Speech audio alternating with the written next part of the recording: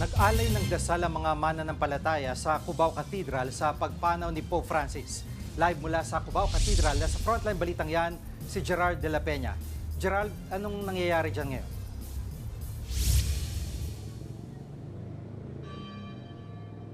Jiggy, kakatapos lamang ng isang misa na idinaos dito sa Immaculate Conception Cathedral dito sa Cubao matapos nga ang pagpanaw ni Pope Francis. Pero bago yan ay nag-alay naman ang mga deboto ng panalangin para sa yumaong Santo Papa. Kaninang alas 5 ng hapon ay pinatunog ang kampana rito sa Cubao Cathedral bilang pagdadalamhati sa pagpanaw ni Pope Francis. Naunang inatasan ng Catholic Bishops Conference of the Philippines o CBCP ang mga simbahan na patunugin ang kanilang mga kampana bilang paikiramay sa pagpanaw ng Santo Papa. Kanina rin nagdasal ng rosaryo ang mga nandito para kay Pope Francis. Matapos niya, nagsimula na rin ang misa.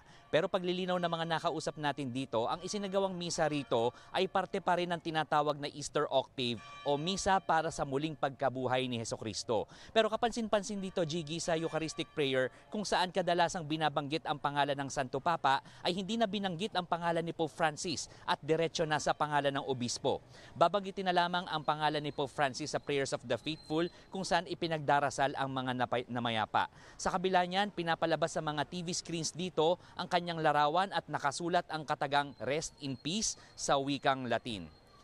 Jiggy, karamihan sa mga nagdasal dito na deboto kanina ay emosyonal dito nga sa pagpanaw ni Pope Francis. Kanina may mga nakausap tayong ilan sa kanila at talagang every 5 p.m. daw talaga ay nakaschedule silang mag-rosaryo dito. Pag Lunes ang nakatokang mamuno sa pagdarasal ng rosaryo ay yung Confraternity of Our Lady of Lourdes. Pero kanina hindi lang basta pagro-rosaryo yung ginawa nila at nag-alay na rin sila ng dasal para lamang kay Pope Francis. Kanina yung mga nakausap natin, emosyonal sila at sinabi nila na kakaiba raw kasi si Pope Francis at napakalapit nito sa mga Pilipino. Kaya gano'n na lamang yung kalungkutan nila sa pagpanaw ni Pope Francis. Kanina lang, Jiggy, hindi ko alam kung naririnig ninyo, ay tumutunog ulit ang kampana rito. At ayon sa mga nakausap natin, iyan ay isang parang hudyat in response doon sa balita nga ng pagpanaw ni Pope Francis. Mamaya antabayanan natin kung magkakaroon pa ng ibang mga aktibidad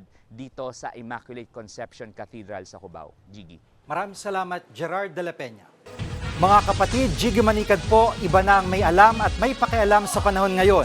Para sa konkreto, kumpleto at komprehensibong balitaan sa Frontline, mag-follow at mag-subscribe sa social media pages ng News 5.